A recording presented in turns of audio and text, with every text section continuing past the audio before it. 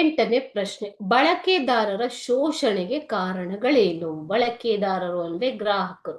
ಗ್ರಾಹಕರ ಶೋಷಣೆಗೆ ಏನು ಕಾರಣ? ನಾವು ಯಾಕೆ ಶೋಷಣೆಗೆ ಒಳಗಾಗ್ತಾ ಇದ್ದೀವಿ ಅನ್ನುವಂತ ಪ್ರಶ್ನೆನ ಕೇಳಿದ್ದಾರೆ.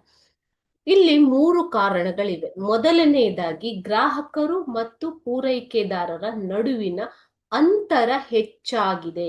ಸೊ ನಡುವೆ ಯಾರು ಬರ್ತಾರೆ ಮಕ್ಕಳೇ? ಮಧ್ಯವರ್ತಿಗಳು. ಇಲ್ಲಿ ಪೂರೈಕೆದಾರರು ಅಥವಾ ಆ ಉತ್ಪಾದಕರು ಇರ್ತಾರೆ ಅಲ್ವಾ? ಉತ್ಪಾದಕರು ಇಲ್ಲಿ ಗ್ರಾಹಕರು ಅವರಿಗೆ ವಸ್ತುಗಳನ್ನ ಗ್ರಾಹಕರಿಗೆ ತಲುಪಿಸಬೇಕು. ಇಲ್ಲಿ ನಡುವೆ ಮಧ್ಯವರ್ತಿಗಳು ಹೆಚ್ಚಾಗ್ತಾ ಇದ್ದಾಗೆ ಏನಾಗತ್ತೆ?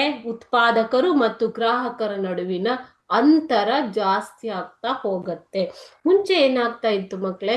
ಹಾಲು, ಹಣ್ಣು, ತರಕಾರಿಗಳನ್ನ ಯಾರು ಬೆಳಿತಾರೋ ಅವರೇ ತಂದು ಗ್ರಾಹಕರಿಗೆ ಒದಗಿಸ್ತಾ ಇದ್ರು ಅಲ್ವಾ?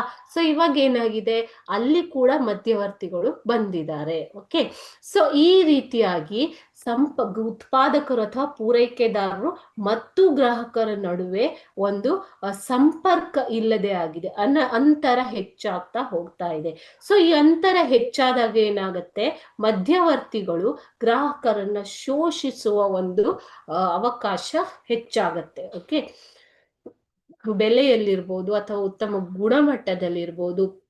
ಈಗ ಉತ್ಪಾದಕರಿಂದ, ಪೂರೈಕೆದಾರರಿಂದ ವಸ್ತುಗಳನ್ನ ಮಧ್ಯವರ್ತಿಗಳು ಖರೀದಿಸಿ ಅದನ್ನ ಗ್ರಾಹಕರಿಗೆ ತಲುಪಿಸುವಾಗ ಅಲ್ಲಿ ಬೆಲೆ ಹೆಚ್ಚಳ ಆಗ್ಬಹುದು, ಕ್ವಾಲಿಟಿ ಡಿಟೇರಿಯರೇಟ್ ಆಗ್ಬಹುದು, ಅಂದ್ರೆ ಗುಣಮಟ್ಟ ಕಡಿಮೆ ಆಗ್ಬಹುದು.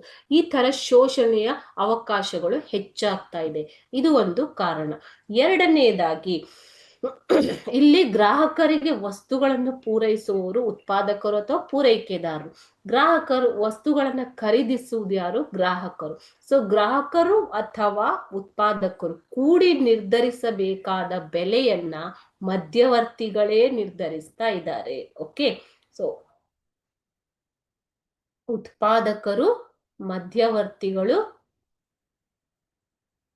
ಮತ್ತು ಇಲ್ಲಿ ಕೊನೆಯಲ್ಲಿ ಬರುವಂತದ್ದು ಗ್ರಾಹಕ. ಸೊ ಈ ಗ್ರಾಹಕ, ಉತ್ಪಾದಕ ಸೇರಿ ನಿರ್ಧರಿಸಬೇಕಾದ ಬೆಲೆಯನ್ನ ಮಧ್ಯವರ್ತಿಗಳು ನಿರ್ಧರಿಸ್ತಾ ಇದ್ದಾರೆ. ಇದರಿಂದಾಗಿ ಗ್ರಾಹಕರು ಹೆಚ್ಚಿನ ಬೆಲೆಯನ್ನ ತೆತ್ತು ವಸ್ತುಗಳನ್ನ ಖರೀದಿಸುವಂತಹ ಸಂದರ್ಭ ಬಂದಿದೆ. ಇದು ಒಂದು ರೀತಿಯ ಶೋಷಣೆ. ಓಕೆ, ಮೂರನೆಯದಾಗಿ ಇದರಿಂದಾಗಿ ಗ್ರಾಹಕರಿಗೆ ಕಷ್ಟ, ನಷ್ಟ ಮತ್ತು ಸಮಸ್ಯೆಗಳು ಹೆಚ್ಚಾಗ್ತಾ ಇವೆ. ಸೊ ಆತ ವಸ್ತುಗಳನ್ನ ಖರೀದಿಸುವಲ್ಲಿ ಸಮಸ್ಯೆ, ವಸ್ತುಗಳ ಬೆಲೆಯಲ್ಲಿ ಸಮಸ್ಯೆ, ಈ ತರ ಸಮಸ್ಯೆಗಳು ಹೆಚ್ಚಾಗಿದ್ದರಿಂದ ಗ್ರಾಹಕರು ಶೋಷಣೆಗೆ ಒಳಗಾಗ್ತಾ ಇದ್ದಾರೆ. ಸೊ ಇದೇ ಏನು ಬಳಕೆದಾರರ ಶೋಷಣೆಗೆ ಒಂದು ಮುಖ್ಯ ಕಾರಣ.